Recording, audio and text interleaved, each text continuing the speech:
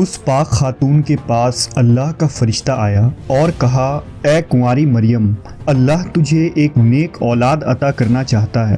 خاتون نے کہا، یہ کیسے ممکن ہے جبکہ مجھے کسی مرد نے چھوا تک نہیں۔ فرشتے نے کہا، ایسا کرنا تیرے رب کے لیے بہت آسان ہے۔ وہ نیک اور پارسا خاتون کون تھی جو قیامت تک پاک دامنی کی مثال بن گئی؟ وہ خاتون جسے اللہ نے اپنے زمانے کے تمام عورتوں پر برتری عطا فرمائی۔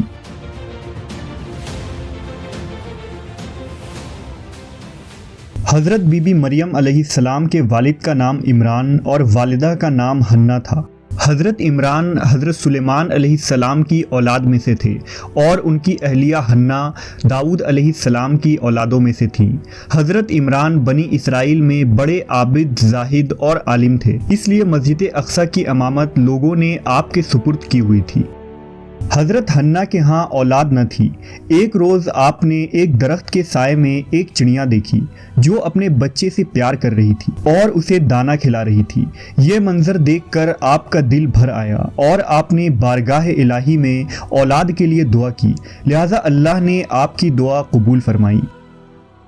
حضرت مریم کی پیدائش سے قبل آپ کی والدہ نے منت مانی کہ اپنی اولاد کو بیت المقدس کی خدمت کے لیے نذر کر دیں گی۔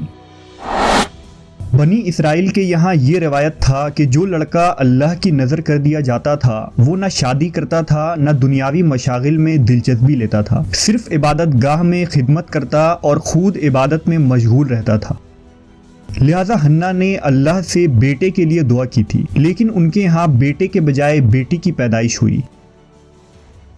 حضرت حنہ نے لڑکی کا نام مریم رکھا۔ سریانی زبان میں مریم کے معنی خادم کے ہیں۔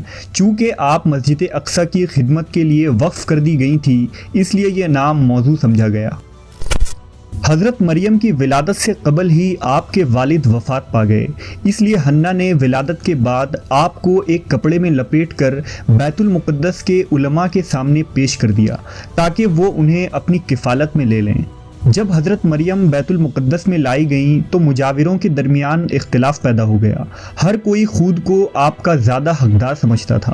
پھر یہ فیصلہ ہوا کہ مجاورین وہ قلم جن سے وہ توریت لکھتے ہیں پانی میں چھوڑ دیں۔ جس کا قلم پانی کے بہاؤ میں بہنے کے بجائے الٹا بہے گا وہ مریم کی کفالت کا حقدار ہوگا۔ اس مقابلے میں حضرت زکریا علیہ السلام بھی شامل تھے۔ ان کے قلم کو اللہ نے پانی میں بہاؤ کے الٹے طرف بہا دیا اور وہ ان کی پرورش کے حقدار ہو گئے۔ اس طرح بی بی مریم کو اللہ کی منشا کے مطابق حضرت زکریا علیہ السلام کی کفالت میں دے دیا گیا۔ حضرت زکریا کی بیوی حضرت مریم کی خالہ لگتی تھی، لہٰذا ان سے بڑھ کر ان کی بہتر پرورش اور کوئی نہ کر سکتا تھا۔ حضرت مریم علیہ السلام دوسرے بچوں کی بنسبت بہت تیزی کے ساتھ بڑھتی رہیں۔ جب آپ حضرت زکریا علیہ السلام اور اپنی خالہ کے گھر پرورش پا کر کچھ بڑی ہوئیں تو بیت المقدس میں آپ کے لیے ایک کمرہ مخصوص کر دیا گیا۔ یہاں زکریا علیہ السلام کے علاوہ اور کوئی نہیں جا سکتا تھا۔ آپ دن رات اللہ کی عبادت میں مشغول رہتی۔ جب حضرت زکریا آپ کے پاس آتے تو حیران ہوتے کیونکہ آپ کے پاس بے موسمی پھل موجود ہوتے، گرمیوں کے پھل سردیوں کے موسم میں اور سردیوں کے پھل گرمیوں کے موسم میں آپ کے حجرے میں رکھے ہوتے۔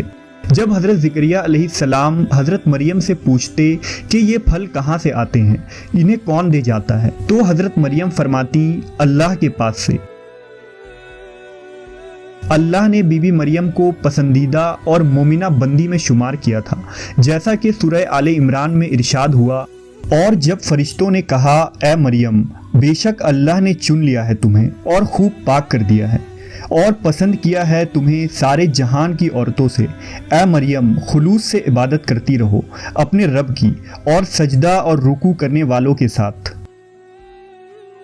بی بی مریم جس مقصد کے لیے چنی گئی تھی وہ ابھی باقی تھا۔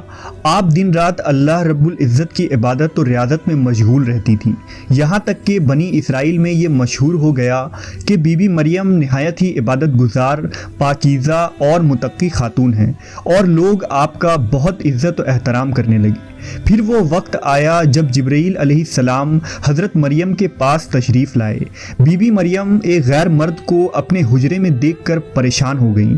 حضرت جبرائیل آپ کے پاس انسانی شکل میں تشریف لائے تھے۔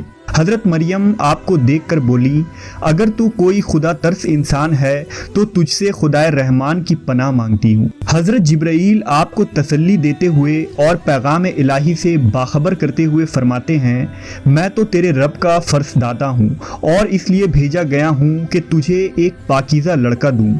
کنواری مریم حیران ہو کر فرماتی ہیں، میرے ہاں لڑکا کیسے ہوگا جبکہ مجھے کسی آدمی نے چھوا تک نہیں اور نہ میں کوئی بدکار عورت ہوں۔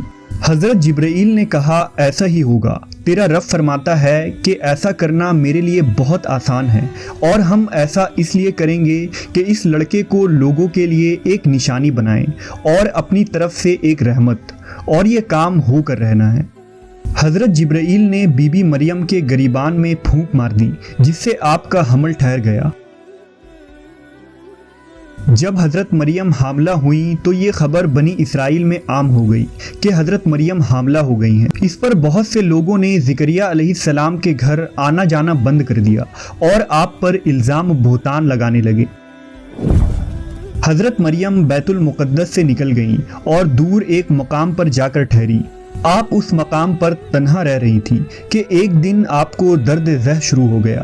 آپ نے ایک درخت کا سہارا لیا اور تنے کو پکڑ کر نیچے بیٹھ گئیں۔ آپ جس درخت کے پاس بیٹھی تھیں وہ ایک خشک درخت تھا۔ جب آپ اس درخت کو ہلاتیں تو معجزے سے وہ درخت سرسبز ہو کر پھل دیتا تھا۔ حضرت مریم درد سے بے چین تھیں، بدنامی کا خیال تھا۔ آخر گھبرا کر کہنے لگیں کہ کاش میں پہلے مر گئی ہوتی اور بھولی بسری ہو گئی ہوتی۔ اس مشکل وقت میں اللہ نے حضرت مریم کے قدموں کے قریب ایک نہر جاری کر دیا۔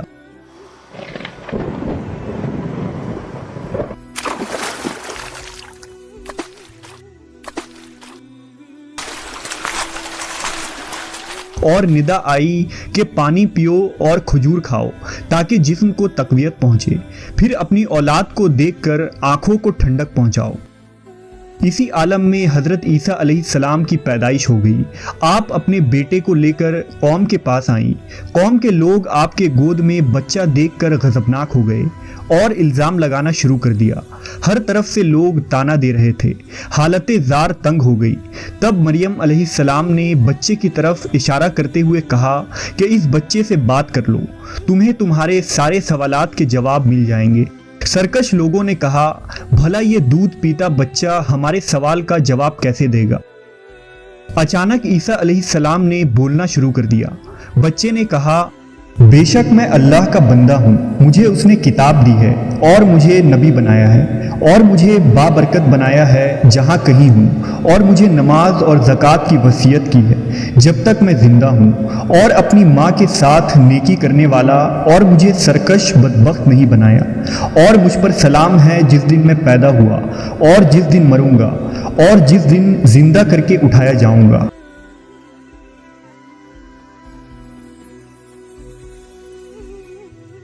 اس کے بعد حضرت مریم حضرت عیسیٰ علیہ السلام کو لے کر مصر چلی گئیں۔ جب حضرت عیسیٰ علیہ السلام کی عمر مبارک 13 سال ہوئی تو بیت المقدس واپس آ گئیں۔ روایتوں میں حضرت مریم علیہ السلام کی تاریخ وفات 35 عیسوی اور آپ کی عمر 51 سال لکھا گیا ہے۔ اسلام کے علاوہ کیتھولک اور آرتھوڈاکس عیسائی بھی حضرت مریم علیہ السلام کو نہایت ہی عقیدت و احترام کی نگاہ سے دیکھتے ہیں، اور آپ وہ واحد خاتون ہیں جن کا نام قرآن مجید میں درج ہے اور بائبل کے پرانے عہد نامے میں بھی موجود ہے۔ حضرت عائشہ سے روایت ہے کہ نبی صلی اللہ علیہ وسلم نے فرمایا، اللہ نے مجھے خبر دی ہے کہ جنت میں میرا نکاح مریم بنت عمران، موسیٰ کی بہن کلثوم اور فرعون کی عورت آسیہ سے ہوگا۔